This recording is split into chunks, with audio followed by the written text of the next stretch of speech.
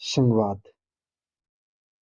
संघवाद सरकार का वह रूप है जिसमें शक्ति का विभाजन आंशिक रूप से केंद्र सरकार और राज्य सरकार के मध्य होता है, उसे संघवाद कहते हैं।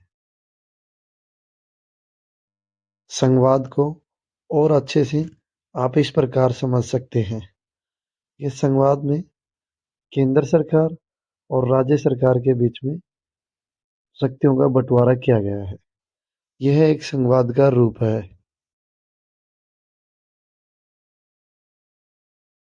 आइए अब हम समझते हैं संघवाद के प्रकार। इसमें पहले नंबर पर आता है साथ आकर संघ बनाना, और अगले नंबर पर आता है साथ लेकर संघ बनाना। समझते हैं साथ आकर संघ बनाना। इसमें दो या दो से अधिक स्वतंत्र इकाइयों को एक साथ लेकर एक बड़ी इकाई का गठन किया जाता है और सभी स्वतंत्र राज्यों की सत्ता एक समान होती है। उदाहरण के तौर पर हम देख सकते हैं ऑस्ट्रेलिया और संयुक्त राज्य अमेरिका, ये दो ऐसे देश हैं जहां साथ आकर संघ बनाने का एक उदाहरण देखने को मिलता है। अब समझते हैं साथ लेकर संघ बनाना। इसमें एक बड़े देश द्वारा अपनी आंतरिक विविधताओं को ध्यान में रखते हुए राज्यों का गठन किया जाता है और उसमें केंद्र अधिक शक्तिशाली होता है। और इसके उदाहरण के तौर पर जैसे भारत और जापान है, ये साथ लेकर संघ बनाने का एक अच्छा उदाहरण देखने को मिलता है। संघवाद की प्रमुख विशेषताएं। सबसे पहले नंबर पर आता है संघवाद में सरकार के दो या दो से अधिक सत्र होते हैं। अगले नंबर पर आता है एक ही सत्र की सरकार द्वारा संविधान के मौलिक प्रावधानों को एकतरफा नहीं बदला जा सकता। ऐसे परिवर्तन के लिए सरकार के दोनों सत्र की सहमति की आवश्यकता होती है। उसकी अगली विशेषता है न्यायालयों के पास संविधान और सरकार के विभिन्न सत्र की शक्तियों की व्याख्या करने की शक्ति है। संघवाद की प्रमुख विशेषताओं में अगले नंबर पर है सरकार के प्रत्येक सत्र के लिए राजस्व के स्रोत और इसकी वित्तीय स्वायत्तता सुनिश्चित करने के लिए स्पष्ट रूप से निर्दिष्ट हैं।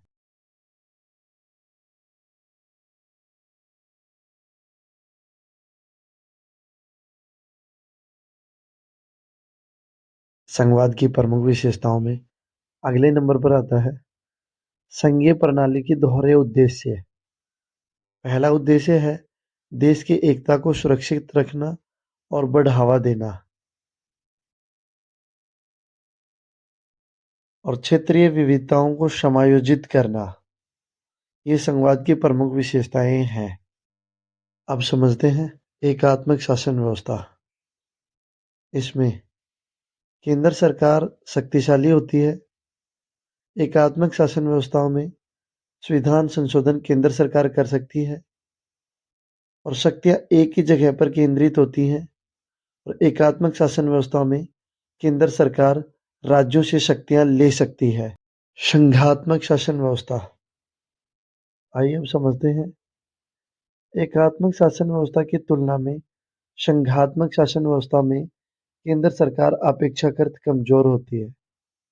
इस शासन व्यवस्था में केंद्र सरकार अकेले संविधान में संशोधन नहीं कर सकती और संघात्मक शासन व्यवस्था में शक्तियां कई स्तर पर विभाजित होती हैं। जैसे उदाहरण के तौर पे केंद्र सरकार का निर्माण कर देना और राज्य सरकार का निर्माण, ये अलग अलग स्तर होते हैं। केंद्र सरकार पूरे देश की सरकार है और राज्य सरकार केंद्र सरकार की तुलना में छोटे लेवल की सरकार है जो अलग अलग राज्यों में सरकार बनती है। और संघात्मक शासन व्यवस्था में दोनों स्तर की सरकार अपने अधिकार क्षेत्र में स्वतंत्र होती हैं। भारतीय संविधान में केंद्र व राज्यों के बीच शक्तियों का बंटवारा। आइए समझते हैं शक्तियों का बंटवारा इस प्रकार से किया गया है। सबसे पहले नंबर पर आती है संघ सूची, फिर राज्य सूची और समवर्ती सूची। इन सूचियों में शक्तियों के बंटवारे का वर्णन है।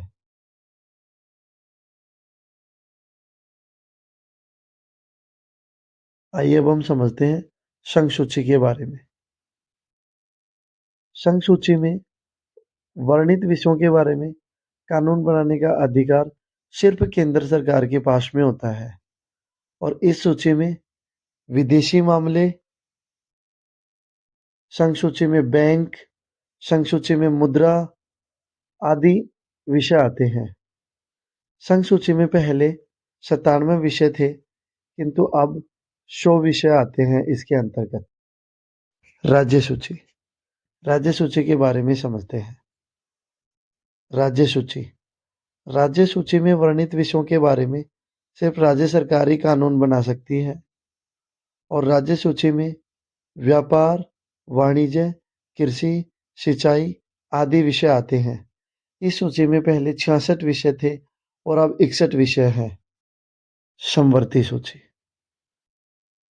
इस सूची में वर्णित विषय पर कानून बनाने का अधिकार केंद्र सरकार और राज्य सरकार दोनों के ही पास होता है, परंतु अगर दोनों के बीच में टकराव होता है तो टकराव होने पर केंद्र सरकार द्वारा बनाया गया कानून ही मान्य होता है। समवर्ती सूची में शिक्षा,